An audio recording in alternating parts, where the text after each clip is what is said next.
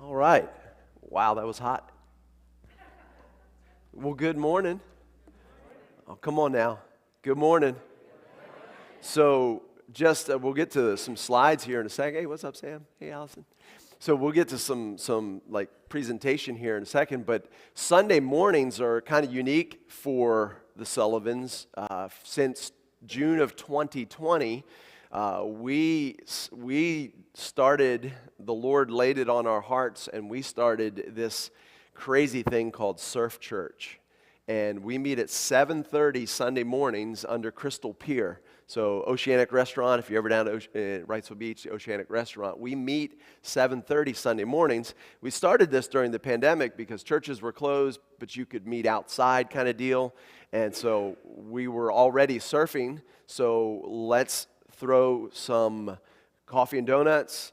And so we have five pillars, if you would, for Surf Church. Number one, anyone is welcome. You don't have to be a surfer.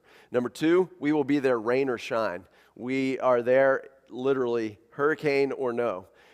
We have had services where it's blowing super hard and rain and et cetera. We're there. We'll be there waves or no waves. Surfers can kind of be fickle when it comes to waves. If there's no waves, they're not going to the beach. If there's waves, they're going to be crowding the beach. But we're there waves or no waves. Number four, there will always be coffee and donuts. That's very important. And number five, we just want to talk about Jesus. And we started that June of 2020. Here we are starting our fourth season outside. We go inside. Sounds kind of crazy, but this is the way the Lord works. We had a bar owner that had been coming to the services at 7:30 Sunday morning that asked what we were going to do when it got too cold and too dark. And we said, we'll just wrap it up. And he was like, no, you can have my bar. Nobody's using it at 7:30 on a Sunday morning. And so God had uniquely worked in this guy, and so we were taking deeper dives. Story after story of people, and then you'll see this in the slides in a second. We meet people where they are, and we find a lot of people that really love Jesus but have been scorched by the church. In some form or fashion in their past, church hurt is real, and they will not step into a traditional setting like this ever again.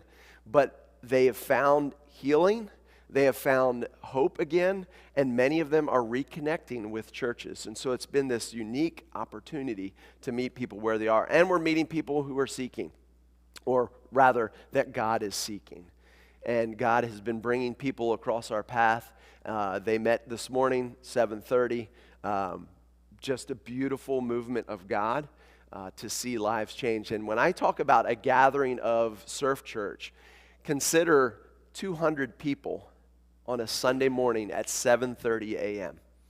That's what God is doing within the surf community at Wrightsville Beach. Then we started one at Carolina Beach, and we're prayerfully looking at starting other surf churches, Oak Island, Surf City, Topsail, wherever we go. Anyway, I just say that because when you come to Surf Church, it's high energy. And sometimes we sing, sometimes we don't. But somebody, okay, ready? You know how to say Y-E-E-W. You, right? So if somebody hears something that the preacher or the speaker that day is saying and they like it, it's not uncommon. Instead of hearing an amen, it's a you. So I want some yous this morning, or I'm going to get coffee and donuts, all right? So I want to take a few minutes just to focus our hearts and minds on the Lord, and then the last few minutes kind of walking through this crazy ministry that the Lord has opened for Christina and I to step in at this time in our lives. We were praying, Lord, where do you want us for our 50 to 60? I'm 52, and so about 49, age 49, I was like, all right, Lord, where do you want me? Age 50 to 60, I was pastoring a small church in the Wilmington area. And youth pastored at Grace Baptist prior to that being youth pastor here. And so, all right, Lord, where do you want us? And the Lord opened up this ministry we're presenting to you today. But Isaiah chapter 40, please. Isaiah chapter 40 and verse 12. Isaiah 40, verse 12. And Jason, you running the... Oh, there he is. You can put that first slide up. Yeah. Cool. All right. Isaiah 40 and verse 12.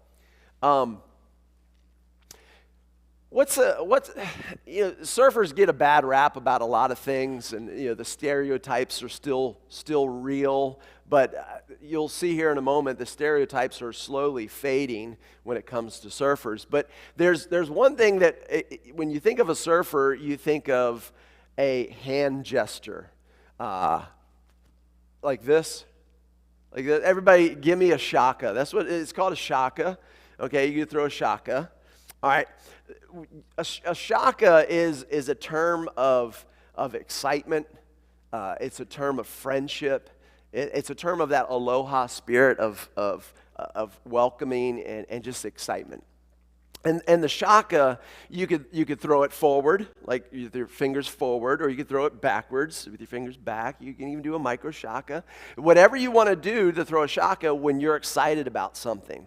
You see a friend, you see a friend catch a wave, It's just that you could throw a double shaka if you wanted. And I went back and I started retracing the history of the shaka. Like, when did this start? And it traces back to a Hawaiian man that was working in a sugarcane factory or sugarcane plant. And during the processing of the sugarcane, he lost 3 fingers. And he was a super friendly guy. He would walk to and from the factory, and whenever people would be driving in, they were like, "You want to ride?" He goes, "Oh, no, I'm good, man." Or that's Jamaican. But anyway, he'd be like, "I'm good." Or people would wave, and he'd wave back. And they felt bad waving like this, and so they sympathized with him, and they would throw this. So that's one story of how the shaka came to be, that it was a term of welcoming, and this guy lived just with a lot of energy and zeal. We also in the surfing world call that stoke, and he was the originator of the shaka. Perhaps. I don't know. There's other stories. But I would like to take it even further back and to say that God threw the first shaka. And I don't say that disrespectfully, but I say that textually, because look with me at Isaiah chapter 40, verse 12, and ponder with me this God that you and I worship, this God that you and I have been drawn in to know him. Look what it says in Isaiah chapter 40, verse 12. He asks a couple questions here. First, who has measured the waters in the hollow of his hand? Stop right there. Cup your hand like this. Who has measured the water? Let's go to the pond across the street, and let's take a scoop. Can we scoop that whole pond into our hand? No. Can we go down to the ocean, and can we scoop the ocean into our hand? No. But who can? Our God can. Just read Job, as Job and God have this interaction, or more, it's God for 2 chapters asking Job question after question after question. Where were you? Where were you when I laid the foundation of the earth? Where were you when and et cetera, et cetera. Who is the one that has measured the heaven, or the waters, in the hollow of his hand? My God, your God. He's big, he's powerful, he's incredible. And you and I have been welcomed into the family. You and I have been adopted into that kingdom because of what Jesus Christ did. Can I get a you? Come on now. Order the coffee and donuts. We're going to pick it up. Let's go. We need to spice this place. Let's go. All right. So look at the next question. And measured out the heaven with a span. What is a span? The span is the measurement used to okay, that horse is 10 spans high, or that I need a table made that's 6 spans high. The span is the measurement from pinky tip to thumb tip. Who has measured the heavens in a span? God did. You see, right here, God was the one throwing the first shaka ever. And he does it because he's all-powerful, all-knowing, all-good. He's got the whole world in his Shaka, not his hand. No, it's in his shaka. All right. My daughter-in-law, and I don't have it. I should have brought the sweatshirt. My daughter-in-law, I do this little presentation with this verse at surf camp that we run, and every day during break time when we get more snack and rehydrate and throw on more sunscreen, we do a Bible story. It's like I do VBS for 10 weeks every summer. It's epic. And one of the stories is the shaka. But our daughter-in-law, can you imagine? I have a daughter-in-law. For those that know, I mean, like, that's crazy. So she created. Oh, the Joneses are coming in. When they Joneses come in, let's all bow and like act like praying. Yeah. When they come in, go you ready? All right. On the count of three. Let's see. I don't want to scare them.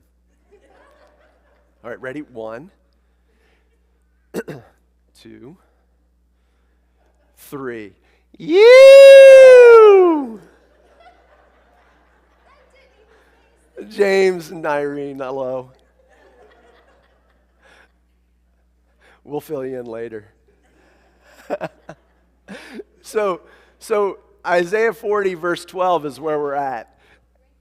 Yeah, right. And then Brinkley, our daughter-in-law, she took the Shaka logo and she put the galaxy, our universe, our Milky Way galaxy, all the planets between the thumb tip and the pinky tip and along the wrist, put Isaiah 40:12, and she makes it into shirts and different things like that. Anyway, God is the one that threw the first Shaka. And because the Shaka is relational, it's God, from a modern application of the Shaka, inviting each one of us to get to know him and enjoy him forever. And so on to what the Lord has called us into. Oh, and by the way, anytime you have questions, feel free to ask. All right, I know a lot of you, and I know you're not bashful, right, Ms. V? All right, so please ask away, please. All right, so back it up one. Yeah, so send it. Send it is a term that you often hear in extreme sports, or maybe you're watching a video of somebody doing a stupid thing and you're like, dude, send it, right? We've all seen those all-fail videos or different things like that.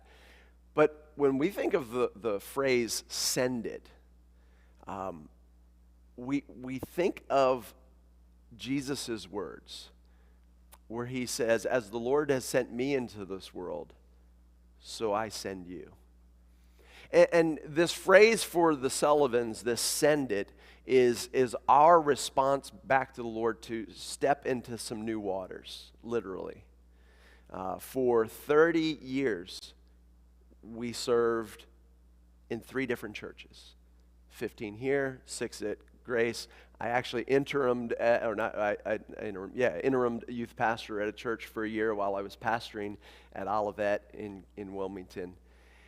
And the Lord orchestrated an opportunity for us to develop a program for Christian surfers United States. That program is called Sea Salt, and we may talk a little bit more, maybe this will be all, but our son Zach went to South Africa, Jeffreys Bay, South Africa, to do a Sea Salt program. It stands for Christian Surfers Advanced Leadership Training. It's a discipleship program that Christian Surfers International puts on in New Zealand, Australia, South Africa, France, and as of last year, Wrightsville Beach, North Carolina.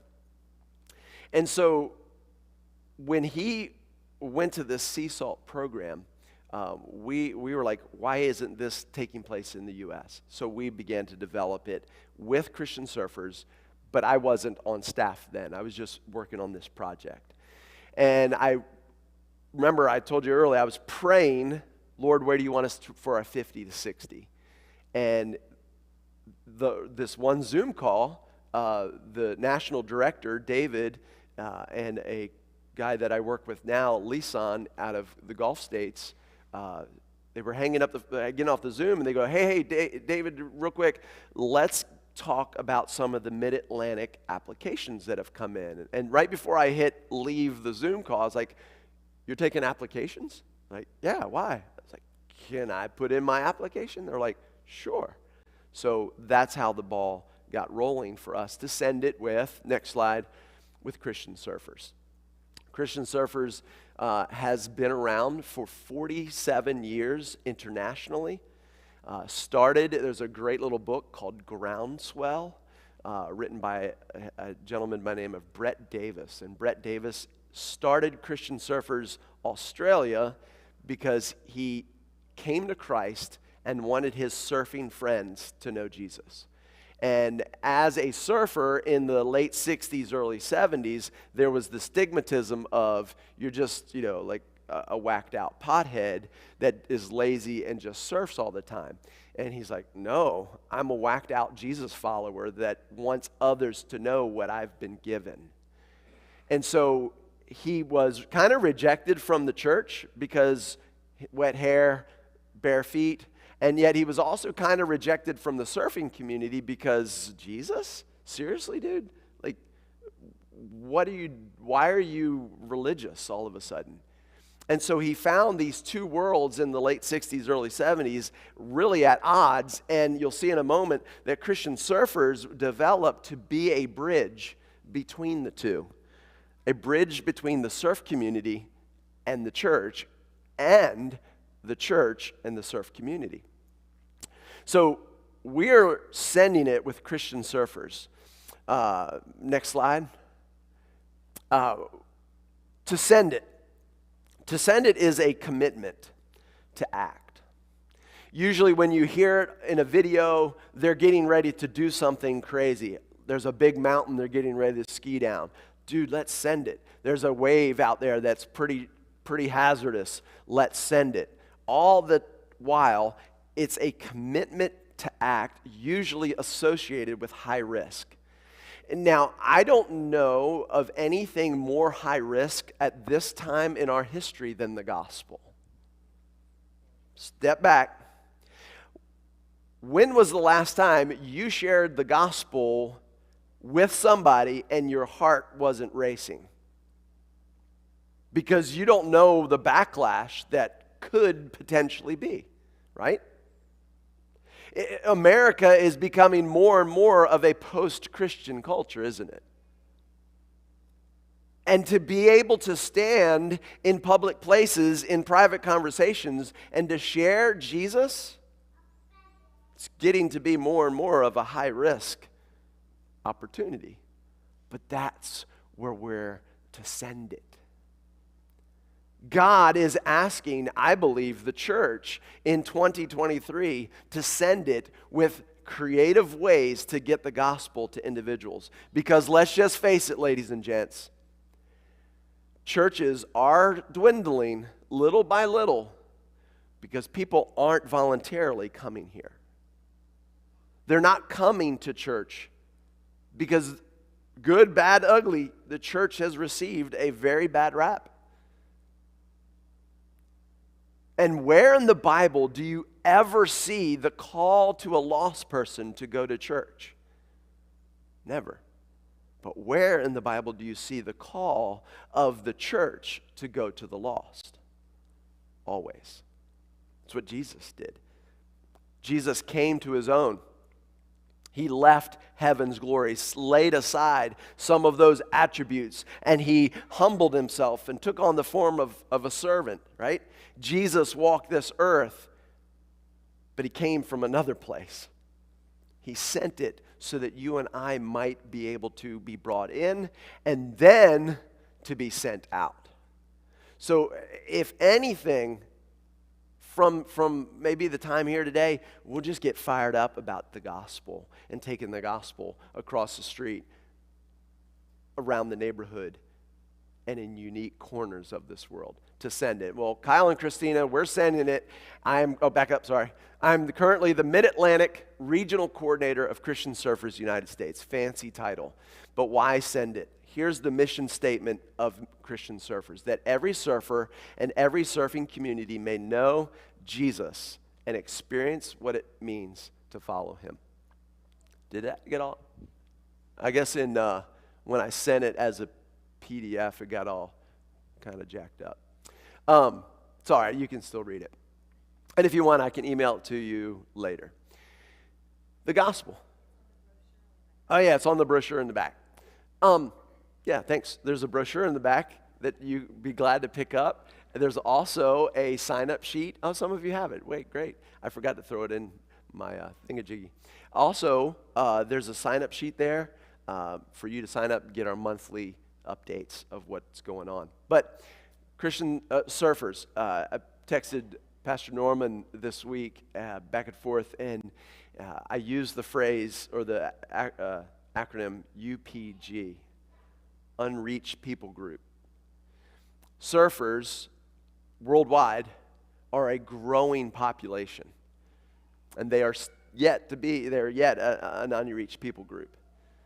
And so this is kind of crazy cool because when I was in Bible college, Pastor Jordan called me my senior year. I graduated as a missions major with a Greek minor, and my wife and I were praying about where in the world the Lord wanted us. And Pastor Jordan called and said, hey, why don't you consider being the youth pastor at Bethel?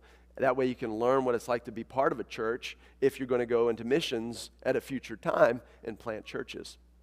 Great counsel, great advice, and you got stuck with me for 15 years. Couldn't fire me. I mean, it was bad. But I tried. I'm just glad the carpet got pulled up and new carpet, because do you know how many nail holes I put in this carpet, in this floor, in the stage? Remember all those things we built? That I always did those when Pastor Jordan left. Just so he wouldn't come in and go, oh my. So anyway, I digress. Taking the gospel surfers. Let's move on to the next slide. All right. So, okay, cool. So personal history, just real quick.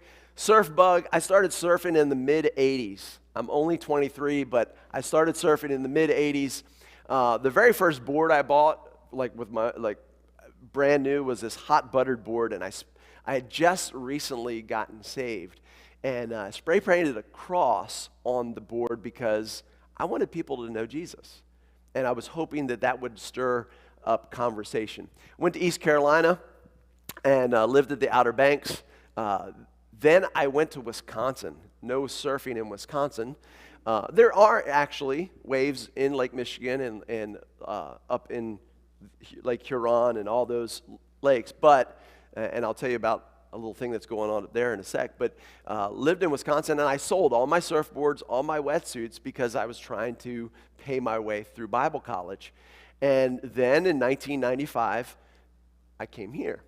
And in 1995, I came here, and I had surrendered surfing to the Lord. Just, okay, God, it's yours.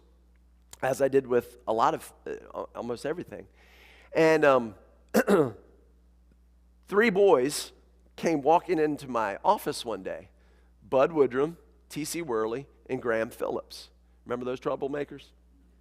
Those 3 came into my office, and they said, hey, PK, we want you to teach us to surf. I was like, cool. I don't have a surfboard. We're not really that close to the beach. I mean, we're 2 hours a day trip. No worries. But I gave all that up to the Lord, and if he wants me to have it back, then he'll provide. About a week and a half later, I hear these kids come walking down, and I hear the, hey, PK, you there? I was like, yeah. And they came walking in with a surfboard. And they said, you don't have an excuse now.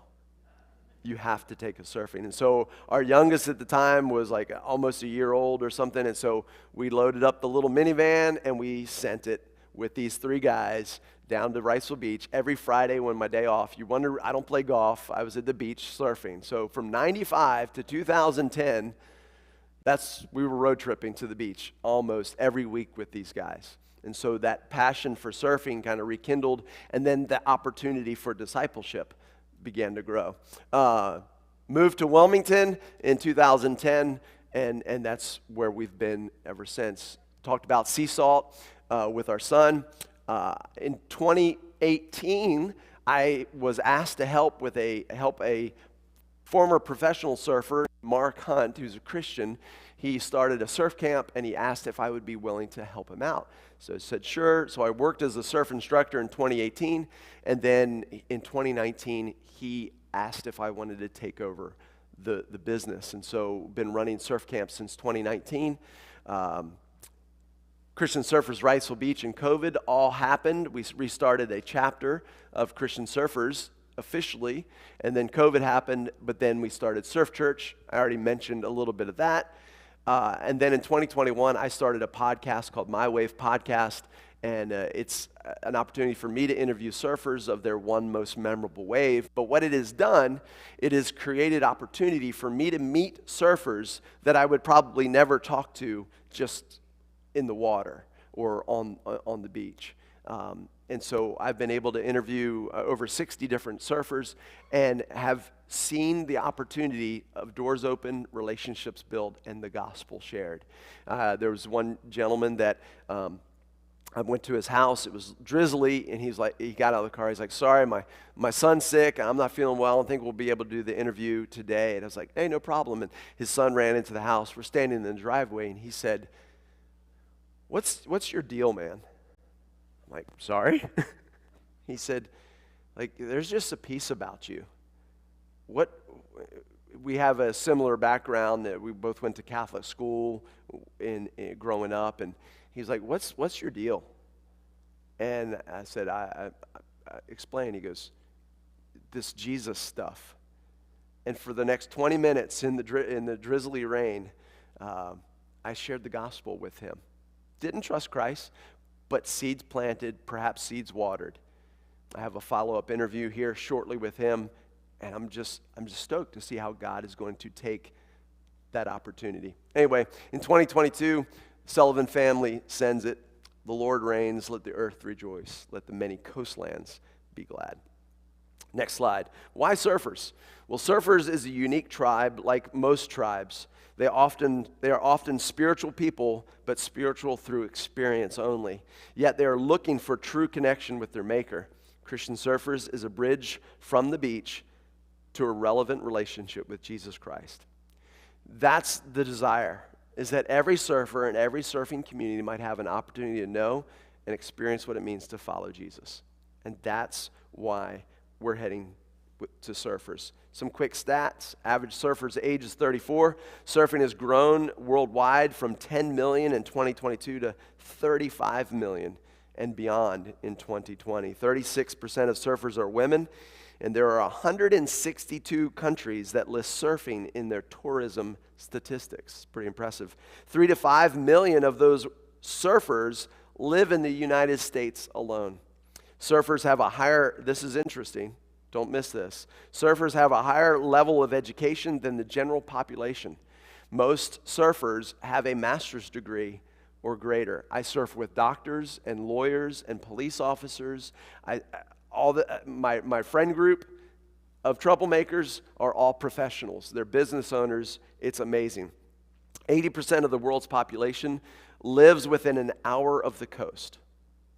So an hour of the coast is the world's population. And so the beaches and the coastline of the world is the mission field.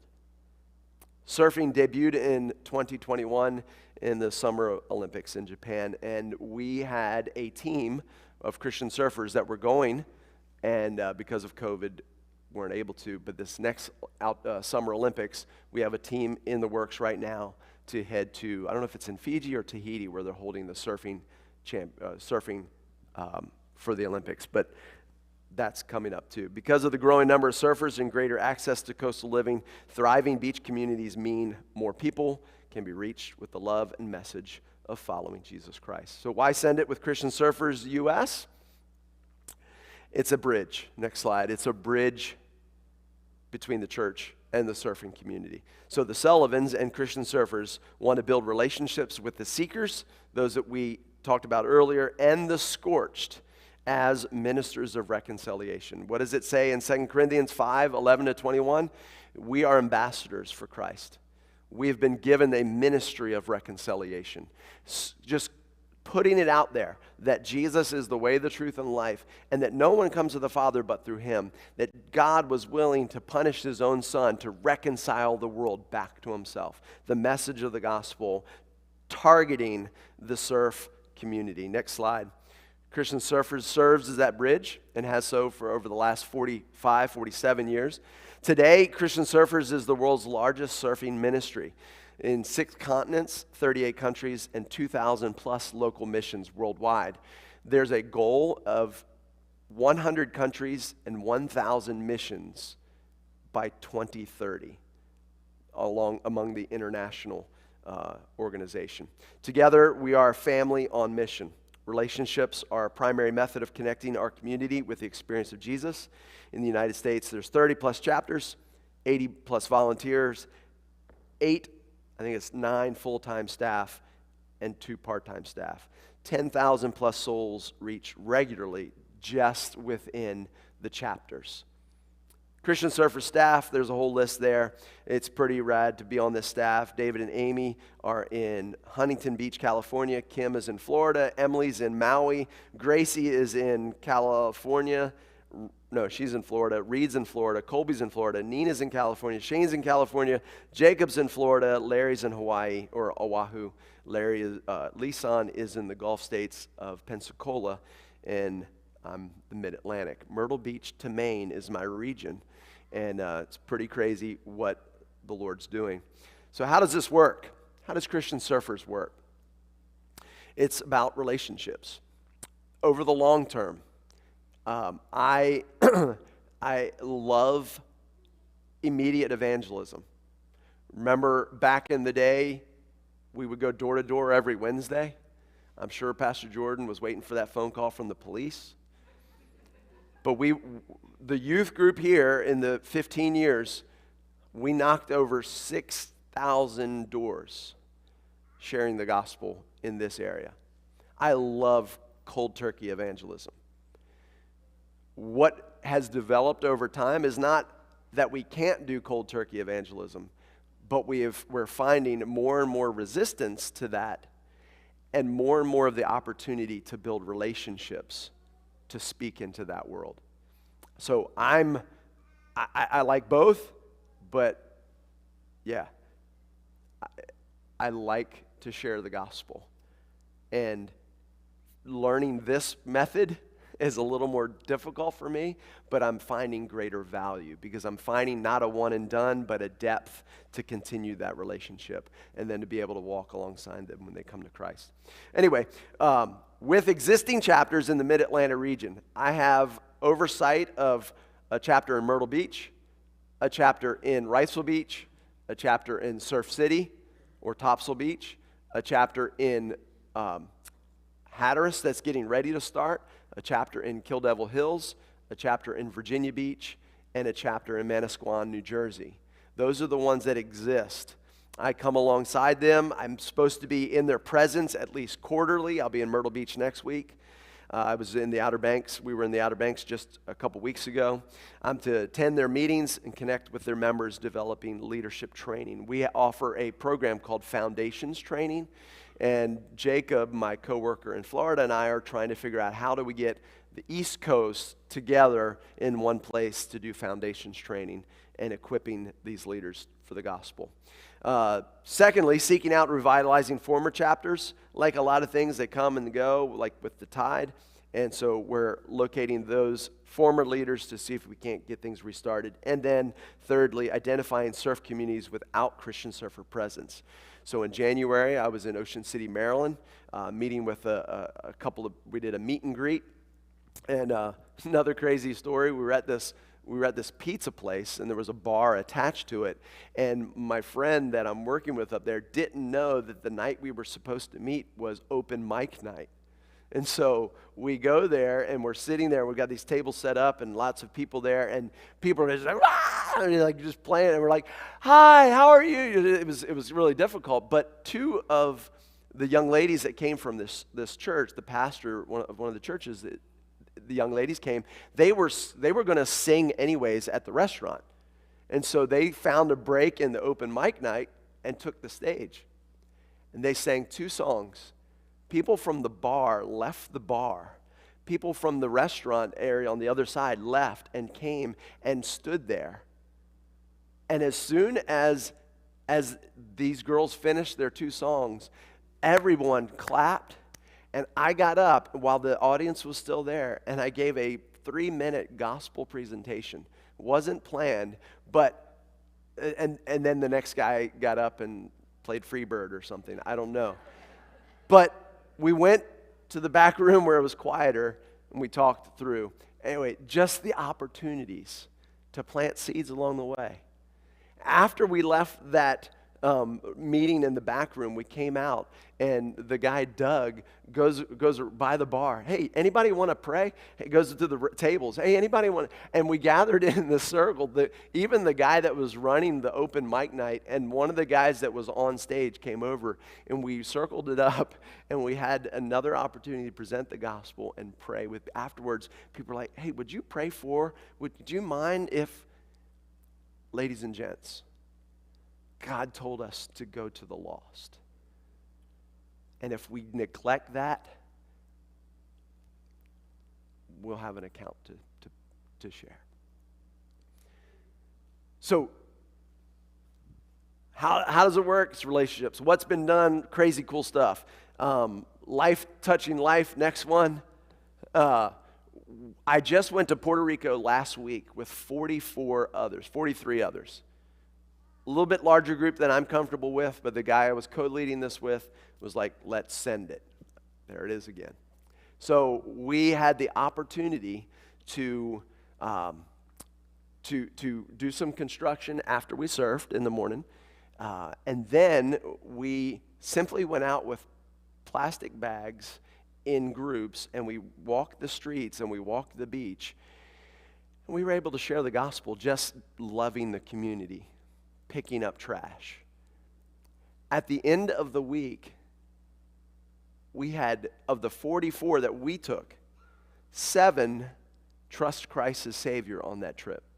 Because we're doing Bible studies together in the evenings, we're singing together, we're just doing life together. 7 trusted Christ as Savior. One of the Puerto Ricans on staff, we're in Bible study, he comes in, he goes, guys, I just asked Jesus to save me. And then there were others that were on the trip that hadn't taken that step of obedience and of baptism. And so just God at work in a moment. Why? Because he's raising up the next generation of young people to take the gospel in unique and creative ways. He's raising up replacements for old geezers like me to take the gospel into the corners of the world. Life touches life. So Team Sullivan, if you sign up today, you will be invited to be what's called our OBA, on-beach assistant.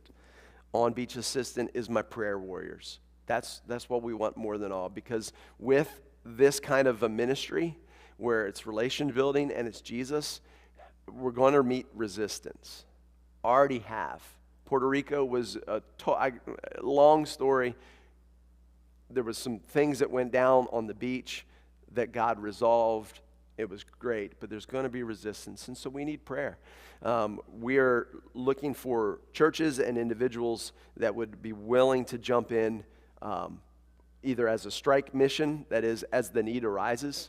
There's a need that comes up, and you say, hey, you have a need, pick me, I'd love to give. Or shore break, the peak, outside. These are the levels that we've put out there, asking folks to contribute. Life is getting more and more expensive, but by God's grace, we're debt-free, which is a huge blessing. And so we can run on a lighter load, and so we don't need a lot, but we are at 50% currently. And my wife is cracking the whip on me. Get out there. Just kidding. Anyway, this next information on the slide you have in that little handout there, and then last slide. Christian surfers. That's who we're sending it with. And so, any questions? Any questions? Come on now. Oh, yeah, I could do that. So the sea salt program that we ran last summer at Wrightsville Beach, we've had an interesting development. If you follow us on social media, you might have seen that we disappeared to Hawaii for a week. And it was a / 30th anniversary. She's put up with me for 30 years this May. Can you give it up? Crazy, crazy. She watches all these like murder mystery shows, and so I know she's not into divorce, but murder maybe. But what's that? Yes, yeah. But I mean, she's getting good at like all these shows and stuff. Yeah. So 30 years, we celebrated our anniversary in Hawaii, but also we have an opportunity to partner with a camp there that has invited us to run a sea salt track alongside of their discipleship track that they already do.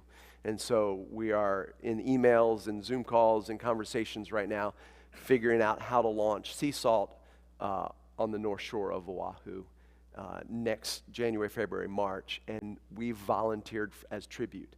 You know, we're like, we'll be glad to be the first leader of that group. You know, it's Oahu. Twist my arm. Yes? What percentage are like touristy and what percentage are like locals? Of surfers? When you Interact?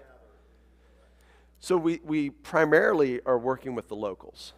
So the Christian surfer gathering is typically the local community of surfers that have already been reached. And then I come along with them and say, hey, what can I assist you with outreach programs, with different aspects here. So like the Myrtle Beach one, I'll go down and I'll speak and I'll meet with the leadership team, what you need, and then try and facilitate those needs. But it's typically locals, very few are tourists. Now, if we have big events, then tourists see that. The Surf Church, which isn't technically a Christian surfer ministry, but it's all the Christian surfers at Wrightsville Beach are part of that ministry, part of that outreach.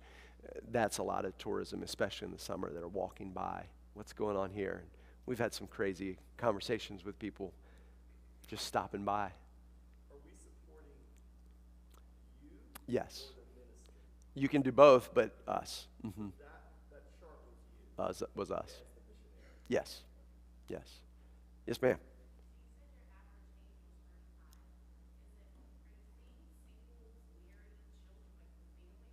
Yes.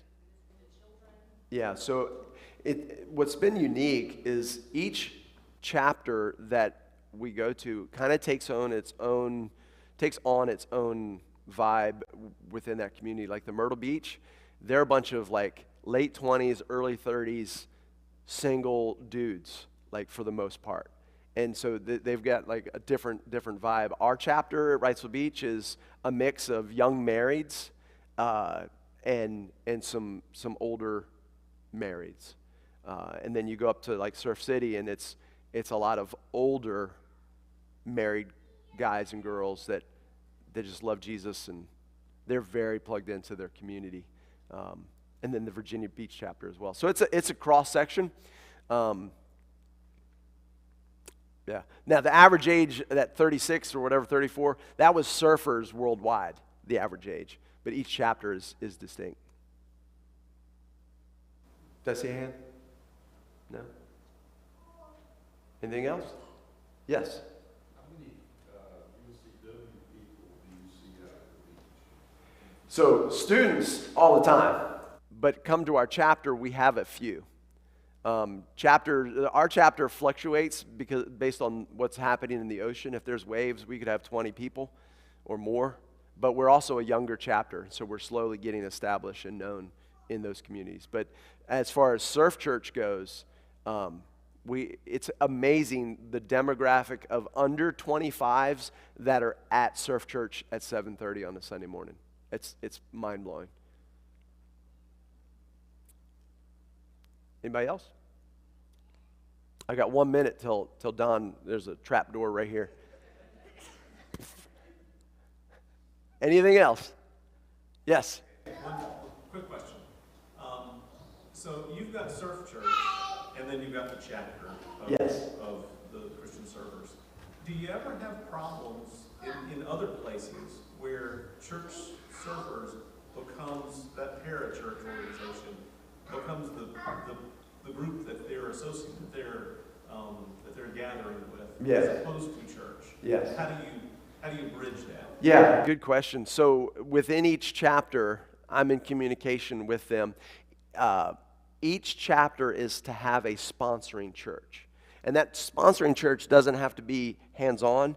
It's just a church that says, we recognize this is going on. We give it our thumbs up. And that's the bridge back to the church. So that community, that gathering, now has a church to plug in. Wrightsville Beach and Surf Church particularly, there's like, hey, here's the 10 churches that we would love for you to go and explore because we find them to be doctrinally sound, and perhaps in there you'll find that place.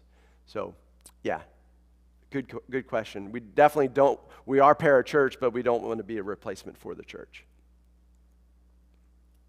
Anything else? Oh, he just hit a button. Yes.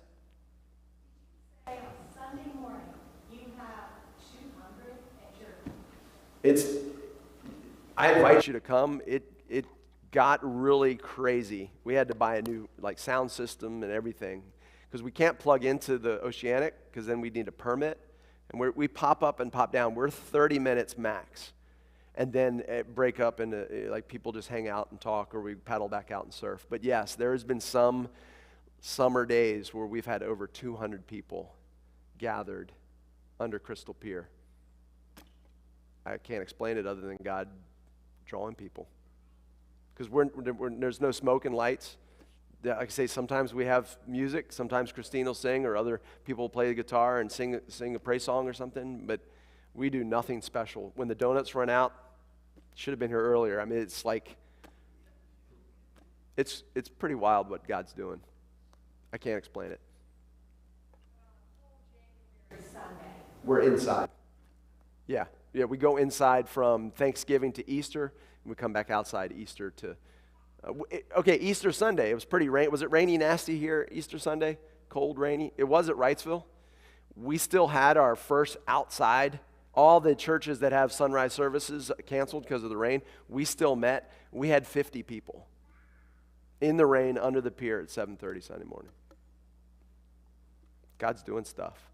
And so our prayer as a leadership team is, Lord, don't let us mess this up. And when you're done, we're done. So let's pray for that. Thank you all very much. Pastor, do I need to close in prayer? Let's do it. Father, thanks so much for the gospel, the power of God to salvation to all that would believe.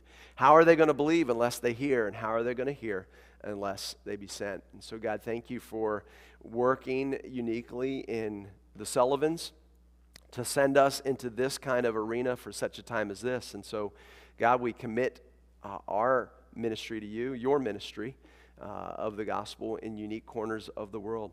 Thank you, Father, for Bethel Baptist. I know their faithfulness over the years to missions. And God, when your people take care of what you love, the glory of your name among the nations, you always step up and meet the need because you are Jehovah Jireh. Thanks, God, for the time. Bless our time now in the next service. As Jesus is lifted up, continue to draw all of us to you because, Lord, you're worthy. Thanks for being awesome. In Jesus' name. And all God's people said, you, come on.